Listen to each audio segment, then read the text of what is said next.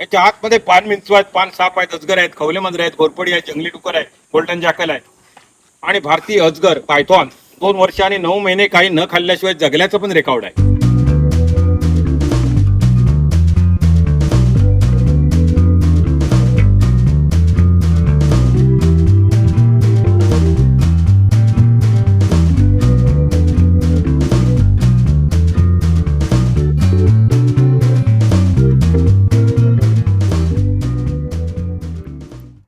नमस्कार. हे ठिकाण आहे आचरा खाडीतील जामदुल बेट. हे ठिकाण मालवणपासून साधारणतः 28 ते 30 किलोमीटर आहे. या बेटावर आपण अशा एका भन्नाट व्यक्तिमत्वाला भेटणार आहोत ज्यांचं नाव आहे वाडेकर काका. वाडेकर काका निसर्गावर अफाट प्रेम करणारे व्यक्ती तर आहेतच, त्याचबरोबर कांदळवनांबद्दल विशेष ज्ञान असणारे व्यक्ती आहेत. या कांदळवन सफरीमध्ये वाडेकर काका आपल्याला अशा नजरेतून वन दाखवतात ज्या नजरेतून कधी आपण त्यांच्याकडे बघितलंच नाही. चला तर मग काकांबरोबर या सफरीला सुरुवात करूया.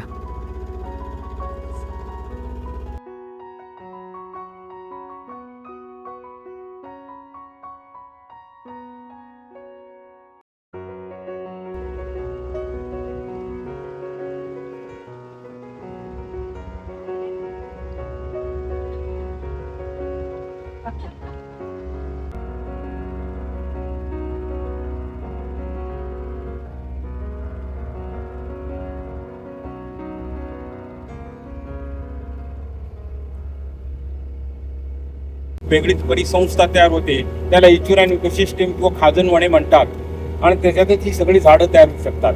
उदाहरणार्थ खारफुटी, कांदळवन, मँग्रोव्ह, चिपचिपी म्हणजे खाऱ्या पाण्यातील येणाऱ्या वनस्पतीचा समूह. याच्यातलं एकही झाड गोड्या पाण्यात उगवणार नाही आणि गोड्या पाण्यातलं एकही झाड याच्यात जगणार नाही. त्याच्या आतमध्ये 8 ते 10 हजाराच्या संख्येने बॅट्स आहेत, वटवागळं, आणि परागीकरणात त्यांचा एक महत्वाचा रोल आहे. काही झाडांच्या बिया वटवागळाने खाऊन टाकल्या तरच रुजतात, नाही तर रुजत नाही. आणि वटवागळं ही पक्षी असली तरी सस्तर आहेत, अंडी घालत नाहीत, पिल्लांना जन्म देतात.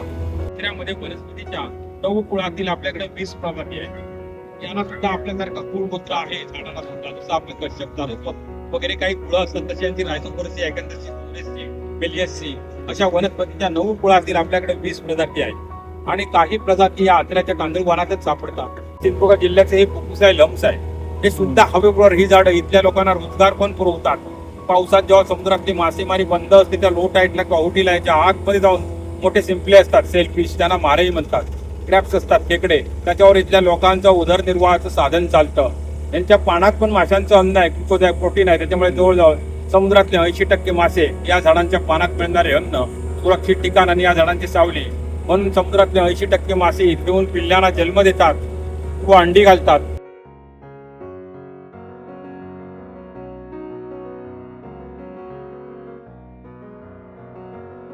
याच्या आतमध्ये पान मिंचू आहेत, पान साप आहेत, अजगर आहेत, खवले मांजरे आहेत, घोरपडी आहे, जंगली डुकर आहे, गोल्डन जॅकल आहे आणि भारतीय अजगर पायथॉन 2 वर्ष आणि 9 महिने काही न खाल्ल्याशिवाय जगल्याचं पण रेकॉर्ड आहे. आणि जगातला सगळ्यात मोठा अजगर मलेशियातील पेनांग बेटावरती सापडला होता. 24 फूट आणि 4 इंच लांबीला. इथे 200 ते 250 पक्ष्यांच्या प्रजातीच्या अधिवासाची नोंद आहे. इथे व्हाईट बेल्ड सीगल आहेत, कार्बन सँडपायपर आहेत, हेरवनच्या काही जाती आहेत, आयबीस आहे, पांढरी शराटी, काळी शराटी, ब्राह्मणी काही सँडपायपरच्या काही जाती आहेत. आपल्याकडे किंगफिशरच्या पण 5 जाती आहेत. अशा प्रकारच्या पक्ष्यांच्या पण विविध प्रजाती इथे. आता मध्ये मध्ये या शेंगा दिसतात, त्या झाडांच्या बिया आहेत. त्यांच्या बियांची रचना निसर्गाने अशी केली आहे की खालून त्या टोकदार आहेत, वरून खाली पडल्या की आपोआप जमिनीत किंवा चिखलात रुजतात आणि परत झाड तयार होतं. मनुष्य लावेल अशी निसर्गाने अजिबात वाढ बघितलेली नाही, कारण निसर्गाला माहित होतं मनुष्य प्राणी लावणार कमी असलेले करून टाकणार. त्याच्यामुळे त्यांनी स्वतःचा डिझाईन 5 जातीची झाड आहेत, आणि कॅन्डेलिया कॅन्डेल ही बारीक पानाची प्रजाती ही वेगळी आहे. याला आपण मराठीमध्ये तिबर म्हणतो, तो ॲबिसिनिया मरिना. त्याच्यातली आपल्याकडे दुसरी पण एक प्रजाती आहे, ॲबिसिनिया ॲपिसोनालिस. आता मागे एक झाड आहे, त्याला आपट्याच्या पानासारखं पान आहे. ते झाड आपलं महाराष्ट्र राज्याचं मँग्रोव्ह मधलं आपलं राज्य ट्री आहे, राज्यवृक्ष. त्याला गोल आकाराची हिरव्या कलरची सफरचंद सारखी फळं येतात. त्या फळांमध्ये स्टार्च असतो. त्या झाडांवरती रेशमाचे किडे पण चांगले पोसू शकतात. आणि आता त्या झाडांच्या फळांचा उपयोग आपल्या देवगड कॉलेजचे एक सायंटिस्ट आहेत डॉक्टर जाधव, त्याने त्या झाडांच्या फळांचा उपयोग कॅन्सरवर प्रभावी औषध म्हणून यूज केलाय. त्याच्यामुळे त्या झाडाला आपल्या महाराष्ट्र सरकारने मॅनग्रोव्ह मधल्या आपल्या राज्य वृक्षाचा, राज्य ट्रीचा दर्जा दिलाय. आणि एका मॅनग्रोव्ह मधल्या वृक्षाला राज्य वृक्षाचा दर्जा देणारं भारतातलं महाराष्ट्र हे पहिलंच राज्य आहे. ते झाड आपलं महाराष्ट्र राज्याचं राज्य ट्री आहे. कारण याला अशी फळं येतात, राज्य वृक्ष. आणि एका मॅनग्रोव्ह मधल्या वृक्षाला राज्य वृक्षाचा दर्जा देणारं भारतातलं महाराष्ट्र हे पहिलंच राज्य आहे. याच्यातली आपल्याकडे दुसरी पण एक प्रजाती आहे सोनरसी ॲपेटला. ती आहे लाल चिपी, ही आहे पांढरी चिपी. आणि आपले प्रख्यात शास्त्रज्ञ सर अल्बर्ट आईन्स्टाईनने बऱ्याच वर्षापूर्वी म्हटलंय, पृथ्वीवरची साधी मधमाशी नष्ट झाली तर 7 वर्षात पृथ्वी नष्ट होणार. शेती किंवा अन्नधान्य परागीकरणच काही होणार नाही, शेतीच होणार नाही मधमाशा नसतील तर. एवढासा जीव सुद्धा पृथ्वीच्या नाशाला कारणीभूत ठरू शकतो. आता या औषधी झाडांच्या बरोबर ह्याच्या आतमध्ये जशा आपल्या माणसात चांगल्या वाईट प्रवृत्ती आहेत तशा निसर्गात पण आहेत, झाडात पण आहे. त्याच्या आतमध्ये काही पॉइझन युक्त पण झाड आहेत, कडेला नाही तर आतमध्ये झाड. आणि त्या पॉइझन युक्त झाडांच्या पानाचा अंगाला डीक लागला तर अंगाला सूज येते, रस वाजला तर कदाचित मनुष्य मरू पण शकेल. मग त्याची सुद्धा निसर्गाने अशासाठी रचना केली की पूर्वी ही झाडं जळणासाठी तोडली जायची. मग त्या झाडांच्या भीतीमुळे थोडी तोड कमी होईल असं सुद्धा असू शकेल. आणि त्या झाडाचं बॉटनिकल्स नाव आहे एक्झॉकोरिया अगालोच्या या बुरशी. इथे ड्रॉसेरा किंवा घटपर्णी सारख्या कीटक भक्ष्य वनस्पतींचा पण आतमध्ये आढळ आहे. अमेझॉनच्या जंगलात आहेत तशा. पानावर कीटक बसले की ते मिटून घेतात आणि त्यांना खाऊन टाकतात.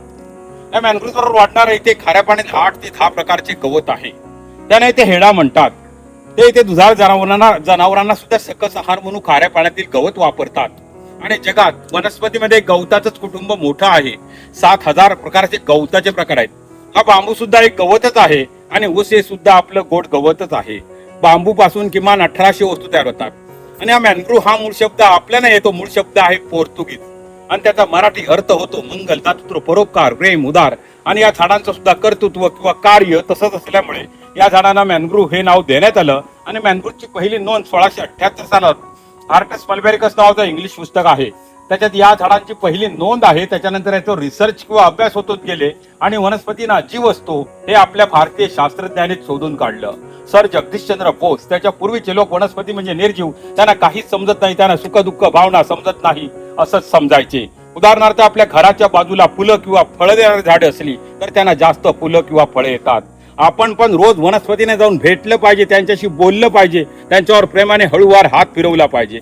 आता इथे मोठमोठ्या आंब्यांच्या बागामध्ये सुद्धा काही लोक साऊंड सिस्टीमचा वापर करतात. पंडित हरिप्रसाद चौरसिया वगैरे यांचं बासरी वादन डिस्को गाणी नव्हे, त्याच्यामुळे त्यांच्या उत्पादनात वाढ होते. हे टेक्निक आपण आपल्या भगवान श्रीकृष्णाकडून चोरलंय. आपल्या भगवान श्रीकृष्णानं पहिलं बासरी वादन केलं की गायी आणि म्हशी जास्त दूध द्यायच्या. आता मोठमोठ्या तबेल्याने सुद्धा संगीत यूज करतात, त्याच्यामुळे त्यांच्या उत्पादनात वाढ होते. आणि समृद्ध पर्यावरण किंवा भारतातल्या प्रत्येक नागरिकाला जर चांगली हवा पाहिजे असेल तर भारतातल्या प्रत्येक नागरिकाच्या वाट्याला किमान 422 झाडांची गरज आहे.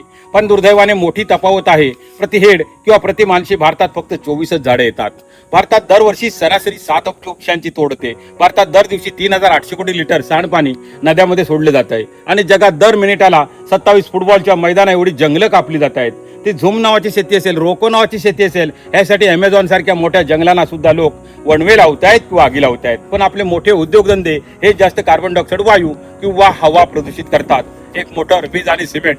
एक मोटर गाडी तयार होण्यासाठी साधारण 1.5 लाख लिटर पाणी लागतं. सिमेंट आपल्या वजनाच्या अर्धापट कार्बन डायऑक्साईड वायू आणि त्याला 2000 पट पाणी लागतं. आपण जे रोज वीज वापरतो यासाठी रोज 15 लाख टन कोळसा जाळतोय आणि याच्यातून 22 लाख टन कार्बन डायऑक्साईड वायू वातावरणात किंवा हवेत सोडतोय. या प्रक्रियेला जवळजवळ 60,000 कोटी लिटर पाणी गरम करून परत नद्यामध्ये सोडतोय. हे झालं रोजचं. आणि मानवी जीवनात जंगलाला एवढं महत्व आहे की वन ही जल है, जल ही रोटी है आणि रोटी ही जीवन आहे. जंगलामुळेच पाऊस पडतो, पावसामुळेच शेती किंवा अन्नधान्य पिकतं आणि अन्नावरच आपलं सगळ्यांचं जीवन चालतं. आपल्या भारतात पाऊस सुद्धा बऱ्यापैकी पडतोय. भारतात सरासरी 1068 मिलीमीटर पाऊस पडतो आणि त्यापासून 4000 क्युबिक मीटर पाणी तयार होतं. आणि इस्रायलमध्ये फक्त 100 नाही तर 150 मिलीमीटर पाऊस पडून ती जगातली 1 नंबरची शेती करून स्वतःला पाणी वापरून पाण्याची निर्यात करतायत. आणि आपलं सगळं पाणी या खाड्यांवाटे अरबी समुद्रात वाहून जात आहे. आपलं धावते पाणी चालते गेले पाहिजे, चालते पाणी रांगते गेले पाहिजे, रांगते पाणी थांबते गेले पाहिजे आणि थांबते पाणी जमिनीत जिरते गेले पाहिजे. हाच एक जलसंवर्धनाचा साधा आणि सोपा उपाय आहे. आपल्या भारतात 28 राज्य आणि 7 केंद्रशासित प्रदेशात मिळून एकूण प्रमुख 603 नद्या आहेत. त्याच्यातल्या जवळजवळ निम्म्या नद्या सध्या प्रदूषित आहेत, म्हणजे 311 नद्या प्रदूषित आहेत. हे आपण सगळे प्रगतशील राज्य म्हणणाऱ्या महाराष्ट्रातल्या सर्वाधिक 55 नद्या प्रदूषित आहेत. गंगा, यमुना, मुळा, मुठा, मिट्टी, पंचगंगा सगळे आल्या. या कांदळवनाच्या किंवा रायझोफोराच्या सुकलेल्या पानामध्ये टॅनिन नावाचं द्रव्य पण आहे. भविष्यात ही सुकलेली पानं चहापत्तीला सुद्धा पर्याय ठरू शकतील. अधिक आपल्या शरीरात अपचन झाले की औषध वापरतात. गॅलिक ऍसिड, ऑस्कर्बिक ऍसिड किंवा क जीवनसत्व ते या रायझोफोराच्या सालीमध्ये पानामध्ये विपुल प्रमाणात आढळतं. आणि ही 20 जातीची झाडं आहेत. हे सिम्बॉयसिस आहे. एकमेकाच्या साह्याने ही 20 जातीची झाडं एकत्र राहतायत किंवा एकत्र जगतायत. आता आपण मध्ये मध्ये दिसतात ह्या शेंगा आहेत. या बियांची रचना निसर्गाने अशी केली आहे की खालून त्या टोकदार आहेत, वरून खाली पडल्या की आपोआप जमिनीत किंवा चिखलात रुततात आणि परत झाड तयार होतं. मनुष्य लावेल अशी निसर्गाने अजिबात वाट बघितलेली नाहीये. या आपण बियाणे यांची घरी रोपं पण तयार केली आहेत. जे खाडी किनारची लोक असतात, खाऱ्या पाण्याच्या बाजूची लोक असतात, त्यांना पर्यावरणाच्या मदतीसाठी ही रोपं मोफत देतो. पण ती खाऱ्या पाण्यात येणारी झाडं आहेत, गोड्या पाण्यात येणार नाहीत. त्याशिवाय वड, पिंपळ, रुंबड अशी सुद्धा रोपं तयार केली आहेत. आणि महाराष्ट्रातली एकमेव खाऱ्या पाण्यातील देवराई आहे. आपल्या आचरा गावाचं ग्रामदैवत आहे रामेश्वर. त्याच्या नावाने पूर्वजाने ही जागा आमच्या आरक्षित केली. आमचे पूर्वज हुशार होते. त्यांना माहित होतं आम्ही आता सगळे सिमेंटची जंगल करणार, निदान हे तरी जंगल शाबूत ठेवूया. तरी पण आपल्या सिंधुदुर्ग जिल्ह्यात 1498 एवढ्या देवराया आहेत. देवराया म्हणजे देवाच्या नावाने आरक्षित करून ठेवलेली जंगलं. त्याच्यातलं पान सुद्धा तोडायला उचलायला आपल्याला परवानगी नसते. आणि आजच्या घडीला जगातली सर्वोत्कृष्ट अमेझॉन नंतर माणसाला जर जगण्यासाठी 2 नंबरची बेस्ट प्लेस असेल तर ती सध्या तरी आपली कोकणच आहे. तेव्हा यवा कोकण आपलाच असा. चंद्राच्या गुरुत्वाकर्षण शक्तीवर प्रत्येक दिवशी 52 मिनिटांचा फरक असतो. भरतीच्या टायमिंग मध्ये एकच टायमिंग रोज नसतं. या खाडीमध्ये सी हॉर्स पण सापडतो आणि सी लॉयन पण आहेत. उद मांजर सुद्धा आहेत. आणि सी हॉर्स आपण जो पानघोडा नावाचा मासा समजतो तो सुद्धा या खाडीत सापडतो. आणि जगभरातल्या समुद्रामध्ये माशांच्या 21,000 जाती आहेत. आपल्या भारतात 1600 आणि महाराष्ट्रात 600. 450 खाऱ्या पाण्यातील आणि 150 गोड्या पाण्यातील. पण बऱ्याचशा माशांच्या प्रजाती ग्लोबल वॉर्मिंग, तापमान वाढ आणि बेसुमार मासेमारी यांच्यामुळे लोप पावल्या किंवा नष्ट झाल्या. पहिले आपल्या पूर्वजांच्या काळात मासेमारीवर 4 महिन्याची बंदी होती. आता ती जमतेम 2 महिने आहे. अधिक आपले पूर्वज अधिक मास श्रावण किंवा आठवड्यातून 2-3 वेळात मासे खायचे. माशांचे पुनरुत्पादन जास्त होण्यासाठी आता जगातले जवळजवळ 80% लोक सी फूड यूज करतात.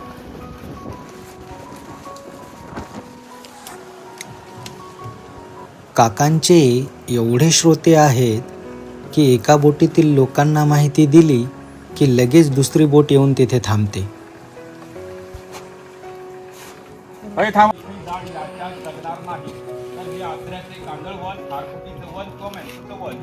साधारण 210 हेक्टर मध्ये पसरलेला आहे. नमस्कार सर. बाकी सगळे पुढे आता दाखवून आणतात. बरं बरं. हे 210 हेक्टर मध्ये पसरलेलं आहे, म्हणजे 600 एकर मध्ये. आणि आपल्या भारताच्या पूर्व किनारपट्टी आणि पश्चिम किनारपट्टीवर मिळून या आपण बहुसंख्य लोक सध्या अशा गोंगाट, प्रदूषित आणि धावपळीच्या ठिकाणी आयुष्य जगतोय की या गोष्टींचा अभाव जरी निर्माण झाला ना तरी मन प्रसन्न होतं. येथे तर अशा वनांचं अस्तित्व आहे जिथे अनेक घटना घडत असतात तरी देखील हे वन शांत असतं. येथे अनेक पक्षी, प्राणी, वनस्पती एकत्र जीवन जगतायत. कोणी मरतंय, कोणी नव्यानं जन्म घेतंय, पण तरी कितीही शांतता. कारण ढोल ताशे वाजून त्यांना जगाला सांगण्याची गरज वाटत नाही.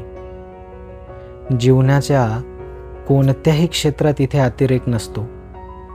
इथे फक्त शुद्ध जीवन असतं.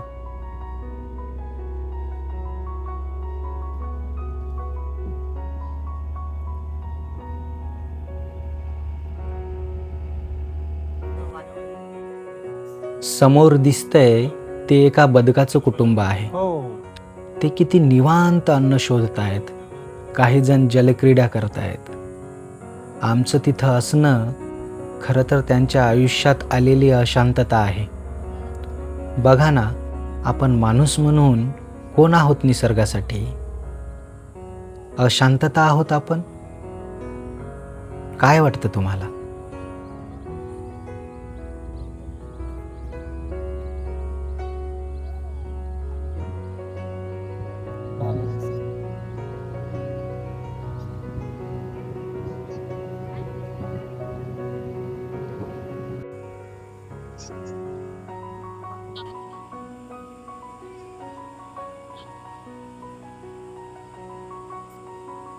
आचरा खाडीतून प्रवास करून आपण पुन्हा जामदुल बेटाजवळून समुद्राकडे जातो.